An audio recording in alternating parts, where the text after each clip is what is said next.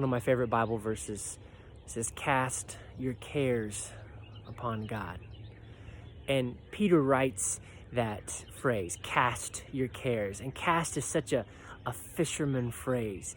You know, if you ever cast a line with a fishing pole, you take it behind and you just fling it off and you just watch that bait and that bobber fly and it lands. Or if you ever watched a fisherman with a net, cast a net, he takes that net and he turns and he throws it with all of his might and the net just flies out over the water. You see, casting is getting rid of something. It's flinging it with energy and strength. And Peter tells us to cast our anxiety, our cares, our worries, our stresses on God. He doesn't say, hold them out until God takes it out of your hand. He doesn't say, lay underneath the burden and pray for God to pull it off of you. He says, throw it away. Throw it out.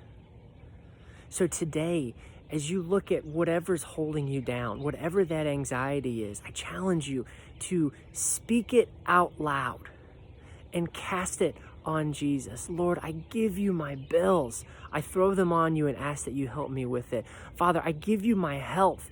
I just throw it onto you and ask that you take care of it. I give you my addiction, my whatever that thing is that's holding you back, a person in your life, a situation in your life. Just stop holding it in your heart because it's destroying you. The more we hold our anxiety inside, the more it corrodes and takes away our strength and our courage and our hope. You see, Jesus said, I want you to live an abundant life. And that doesn't necessarily mean we're all going to be millionaires, but it means we'll have an abundance of the things that all humanity wants: peace, love, joy. And we can't have that if we're holding on to our anxiety.